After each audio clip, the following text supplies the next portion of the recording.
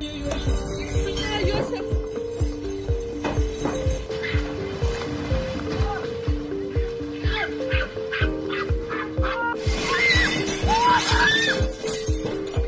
Polemik tsunami.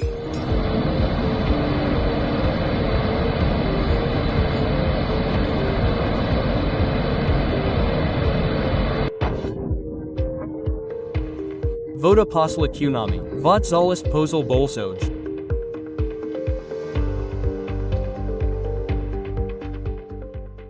A huge boom shook Kamchatka, a cold and remote region that until now has rarely been mentioned or even almost ignored by the world. But it was from this silent land at the edge of the Pacific that the tsunami waves spread widely, touching the coastline of Japan, haunting parts of Indonesia, and forcing the United States to be on alert within hours. What was surprising was that this was not the result of military conflict or human activity. This disaster came purely from the Earth's crust, from a frozen point far from the hustle and bustle of world geopolitics. Then the big question arose: how could the tremors spread so far? What caused the tremor to travel thousands of kilometers? And why did Russia's highest volcano erupt exactly 12 hours later? As if answering, there is an unusual pattern behind this event. Something that makes experts frown.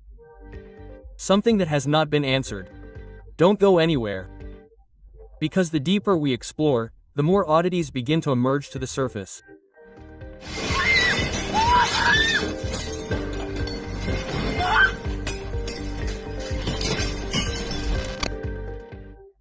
On the afternoon of July 30, 2025, without warning, the Earth showed its fangs. The Kamchatka Peninsula, a cold and isolated region in the far east of Russia, suddenly became the center of world attention. A large earthquake shook its offshore region, and in a short time the tremors spread across the Pacific. A tsunami was reported approaching Japan.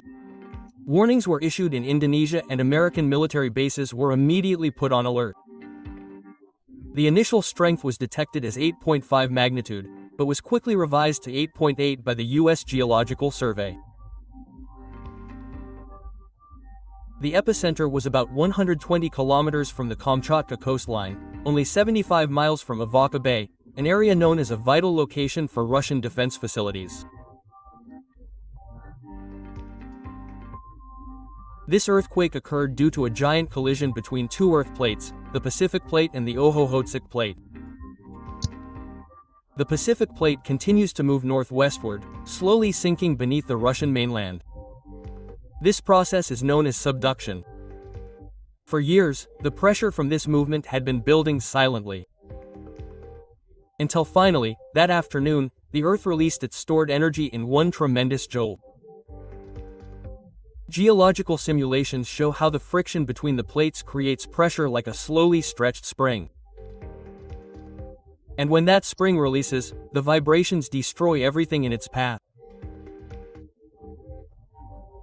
Kamchatka is part of the Ring of Fire, the planet's most active earthquake belt, stretching around the Pacific Ocean for more than 40,000 kilometers.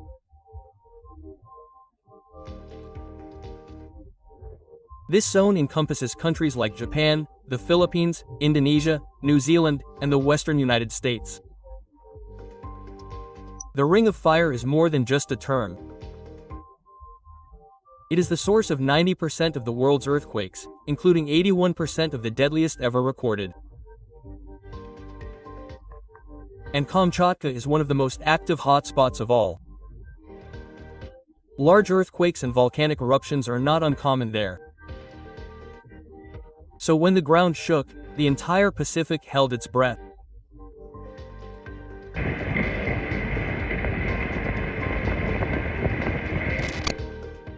The world knew this was no ordinary event.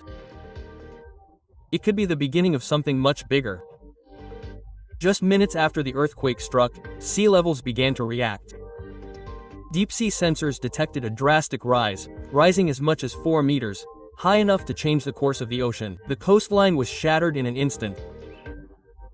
The first wave struck the eastern coast of Kamchatka and swept across parts of the Kuril Islands, with the port of Severo-Kurilska being one of the worst hit areas. Footage from social media showed a horrific scene. A wall of water suddenly appeared, engulfing boats, smashing into vehicles, and flattening buildings along the coast. The docks were devastated, logistics routes were severely damaged, and major transportation access was completely paralyzed. This tsunami did not last long, but it was strong, sharp, and devastating. Seismologists called it an unusual event.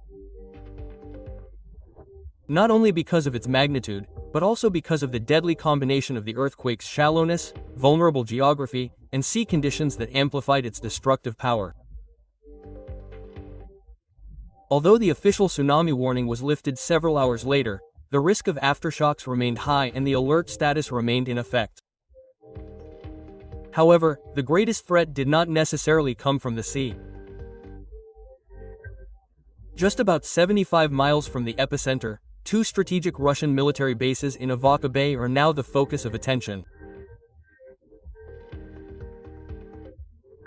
The first base is Rybak, home to the Bore and Bore-A-class nuclear ballistic missile submarine fleet. The second base, Petropavlovsk-Kamchatsky, is home to the nuclear-powered attack submarines and Yasin M and Oscar-class guided missile boats.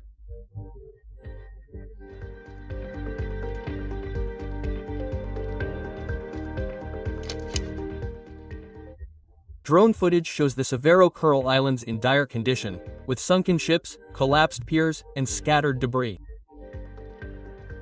But the situation at the military base remains shrouded in doubt. Thick clouds and a lack of satellite data fuel speculation. Some analysts fear a worst-case scenario.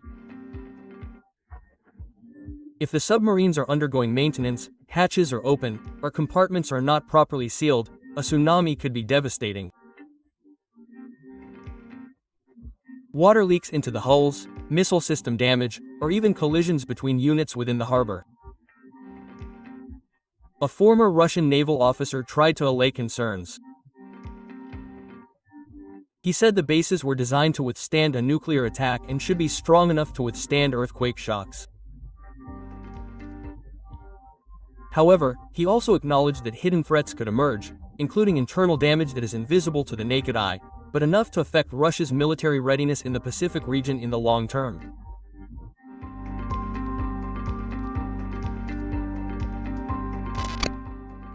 Hours after the land of Kamchatka was rocked by a major earthquake, nature was not finished speaking.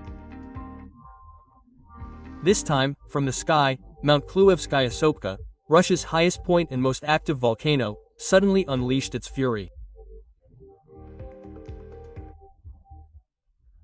The eruption sent a column of ash 8,000 meters into the atmosphere, immediately disrupting air traffic in the area and exacerbating the ongoing crisis.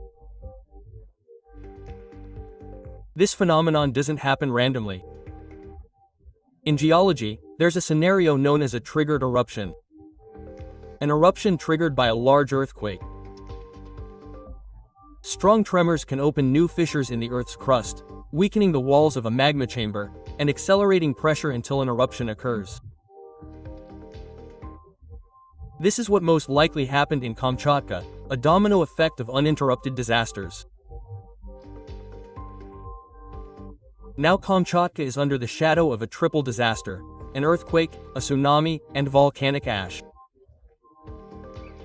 Sandstorms and the possibility of further eruptions have completely transformed the region from a silent, frozen wasteland to a center of Pacific anxiety.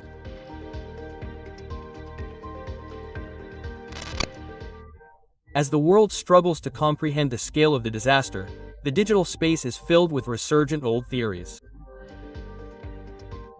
On social media, some users have resurfaced the controversial topic of tsunami bombs. This issue refers to Project SEAL, a World War II-era experimental project initiated by the United States and New Zealand. Its goal was to create artificial tsunami waves through underwater explosions. Although the project never developed into an operational military weapon, the concept remains. The Kamchatka earthquake resonates in conspiracy theories to this day. Many claim the Kamchatka earthquake was not purely natural. Some call it the result of an underwater geoengineering experiment. Others suspect the involvement of secret nuclear weapons. These theories spread rapidly despite the lack of scientific evidence to support them. International geological institutions remain adamant. This was a natural tectonic earthquake, the result of decades of accumulated stress in the highly active subduction zone beneath Kamchatka. The 2025 Kamchatka earthquake forced the world to look to eastern Russia, a region previously largely overlooked. It now stands at the center of the global stage with a magnitude that would make it one of the 6 largest earthquakes in modern history. This disaster was not just about local damage. It revived old concerns that had never truly gone away, about the security of Russia's nuclear military installations, about the fragility of countries along the Ring of Fire, and about global preparedness for a large-scale disaster when all of them strike simultaneously without warning.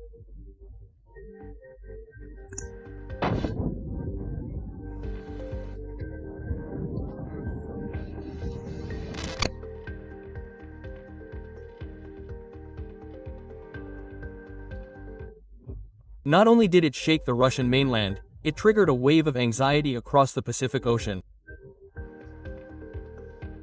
Within a short time, dozens of countries from Asia to the Americas raised their alert levels to the highest level.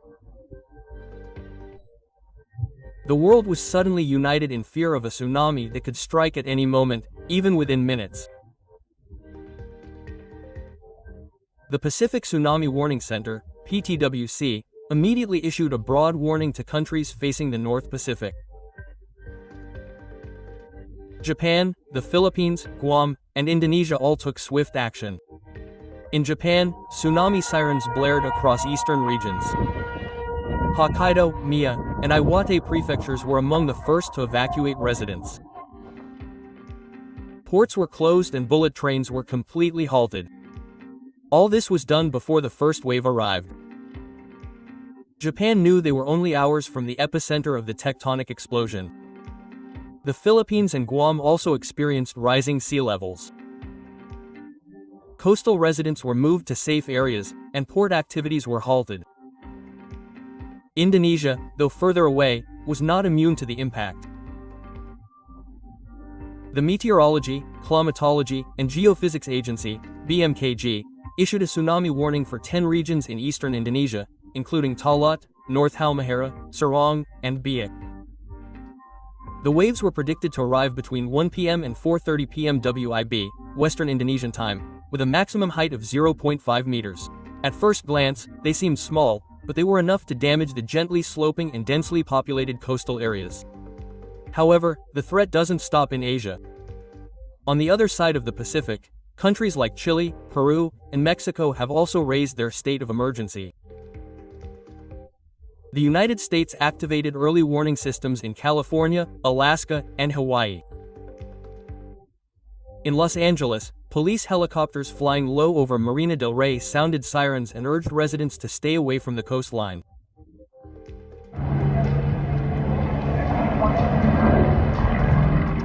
At Newport Beach, a strange scene was captured on video.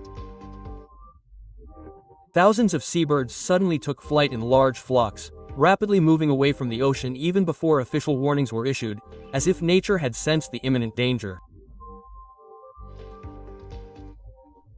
According to the PTWC, waves of 1 to 4 meters, 3 to 12 feet, are still possible and could hit more than 20 coastal areas across 2 continents.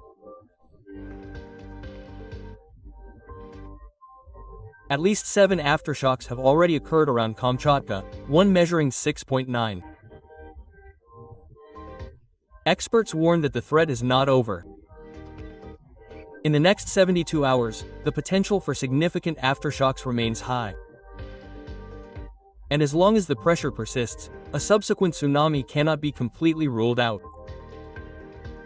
This situation has prompted disaster response systems to be activated in countries from Tokyo to San Francisco.